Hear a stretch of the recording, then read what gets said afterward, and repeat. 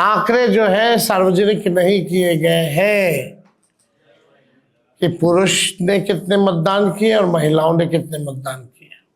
ये बताओ, अमित शाह और मोदी जी के राज में इलेक्शन कमीशन ठप हो गया है। अरे भाई, इतना तो पहले के जमाने में उसी दिन उसी वक्त मैनुअली लोग निकाल करके दे देता था कि इतना प्रतिशत जो है पुरुषों ने मतदान किया, इतनी प्रतिशत जो है महिलाओं ने मतदान किया। नमस्कार, मैं शिव और आप देख रहे हैं आर्यन खबर। देखिए, 2025 बिहार विधानसभा चुनाव के अंतिम चरण के चुनाव कल होने हैं। उसके प्रचार प्रसार को भी खत्म हुए, कल बीत चुके हैं। वही बता दें आपको, तमाम राजनीतिक पार्टियां अपने अपने बयान जारी कर रही है और किस तरीके से जो अपनी मैनिफेस्टो उन्होंने तमाम राजनीतिक पार्टियां अपनी मैनिफेस्टो जारी कर चुकी थी। अब उस मैनिफेस्टो को लेकर एक बार फिर से मीडिया के माध्यम से कहीं जनता तक पहुंचने की तैयारी कर रही है और तरह तरह के बयान भी सामने देखने मिल रहा है। आज नेता प्रतिपक्ष तेजस्वी यादव ने भी एक प्रेस कॉन्फ्रेंस किया। उस प्रेस कॉन्फ्रेंस के माध्यम से नीतीश कुमार और अमित शाह पर सीधा निशाना साधा। उन्होंने कहा कि भाई, अमित शाह बिहार दौरे पर आते हैं और प्रधानमंत्री बिहार दौरे पर आते हैं और तरह तरह की बातें करते हैं, लगता है कोई वेब सीरीज उन्होंने देखा है, इसीलिए कट्टे और हथियारों की बात करते हुए नजर आते हैं। पहले उनके बयानों को सुनवाते हैं कि क्या कुछ कह रहे हैं नेता प्रतिपक्ष तेजस्वी यादव। इस बार जनता जो है मुंह तोड़ जवाब देगी। सब लोगों की नजर है अधिकारियों पर, प्रशासन पर। जनता सजग है, सब लोगों पर जो है नजर डाली हुई है। बात अब देखिए, इलेक्शन कमीशन पहला चरण का मतदान कब हुआ? 6 नवंबर को। आज हम बैठ के पीसी कर रहे हैं 10 नवंबर को। 4 दिन बाद भी आंकड़े जो है सार्वजनिक नहीं किए गए हैं कि पुरुष ने कितने मतदान किए और महिलाओं ने कितने मतदान किए। कोई भी ऑफिशियल आंकड़ा नहीं आता। पहले भी मैनुअली, पहले के जमाने में तो उसी दिन उसी समय बता देता था मैनुअली।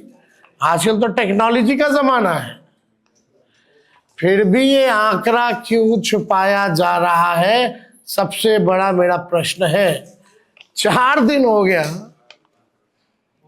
यानी आप समझिए, मान लीजिए 11 को अगर वोटिंग है और 14 को रिजल्ट है, तो आपको 14 तक पता ही नहीं चलेगा कि कितने पुरुष और महिलाओं ने वोटिंग की। This is a joke. कितना टेक्नोलॉजी का जमाना है, एआई का जमाना है। ये बताओ, अमित शाह और मोदी जी के राज में इलेक्शन कमीशन ठप हो गया है। अरे भाई, इतना तो पहले के जमाने में उसी दिन उसी वक्त मैनुअली लोग निकाल करके दे देता था कि इतना प्रतिशत जो है पुरुषों ने मतदान किया, इतनी प्रतिशत जो है महिलाओं ने मतदान किया और ये उम्र के लोगों ने इतना इतना मतदान किया। आप मीडिया के लोग यहाँ हैं, विद्वान लोग हो, जरा बताइए, आप लोगों को जानकारी में है क्या? ये कहीं भी ऑफिशियली ये बात आई है? Where is election commission? मतलब भाजपा जितना पाप करेगा, सब पे पर्दा इलेक्शन कमीशन डालेगा। भाजपा पाप करता रहे, इलेक्शन कमीशन उसका पाप धोता रहे। इलेक्शन कमीशन टूल बन गया, लग रहा है मर गया है। ये तो सिंपल सी बात है भाई। विदेशों में कितना देश का नाम बदनाम करेंगे। विदेशी पत्रकार भी अगर पूछेंगे भाई कितना रेशियो है, 4 दिन हो गया चुनाव को, अब तक नहीं आया, तो देश का तो मजाक उड़वा रहे हैं लोग। तो हम तो जानना चाहेंगे कि भाई जल्द से जल्द दे दो। ऐसा जो आप लोगों का रफ्तार है, लग नहीं रहा कि दूसरा फेज वाले का पता भी चल पाएगा कि कितना रेशियो में किसने किसने कितना मतदान किया। आपको हम बता दें कि सीसीटीवी लगातार जो है कई जगह जो है, जो स्ट्रांग रूम का वो जो है बंद आ रहा है। उसमें हमारे पार्टी के लोग सजग हैं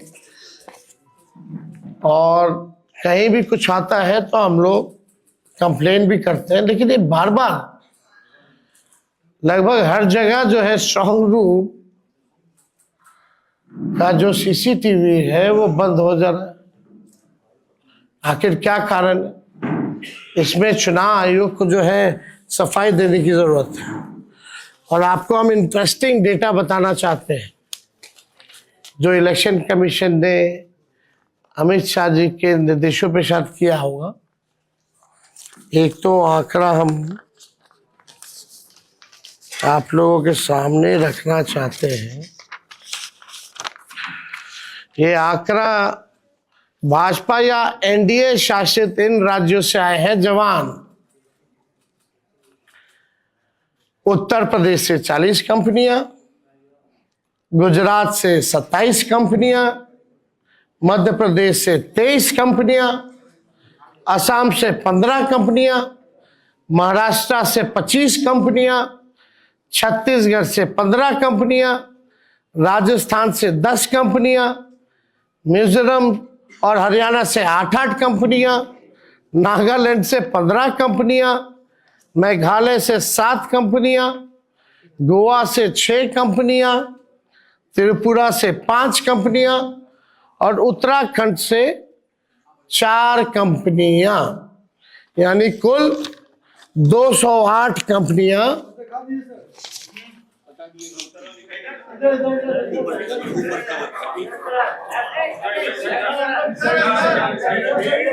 अल्लाह। चलिए देखिए, यानी 208 कंपनियां भाजपा शासित राज्यों से उनकी पुलिस आई है।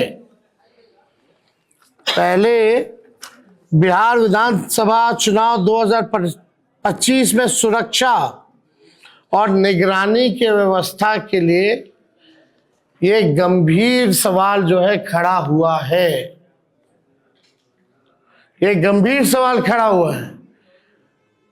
बंगाल, कर्नाटका, तमिलनाडु से क्यों नहीं मंगाए भाई? झारखंड बगल में है, यूपी का आ रहा है, मध्य प्रदेश का आ रहा है, झारखंड अब बंगाल का क्यों नहीं आ रहा? दोनों बॉर्डर के इलाके में है। तो मेघालय अब त्रिपुरा से आ रहा है, नागालैंड से आ रहा है,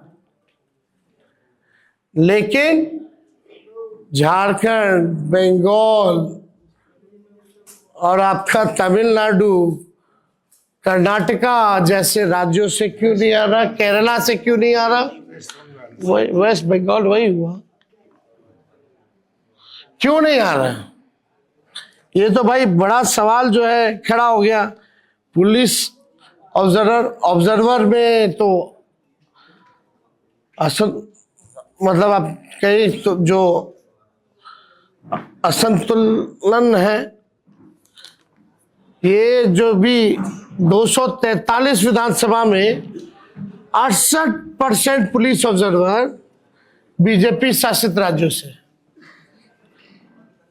आप समझ जाइए, 68% पुलिस ऑब्जर्वर जो है वो बीजेपी शासित राज्यों से हैं। पहले ये जितने भी लोग होते थे वो सीएपीएफ यानी सेंट्रल केंद्रीय अर्धसैनिक बल के जो लोग होते थे उनको लगाया जाता था ताकि निष्पक्ष जो है ऑब्जर्विंग जो है वो हो। लेकिन इस बार 68% यानी हमने आपको आंकड़ा दिया 208 कंपनियां भाजपा शासित राज्यों में से। अब ये तो देख लीजिए, अमित शाह जी आए इसीलिए ना, डेरा काहे जमाए हुए हैं गृह मंत्री।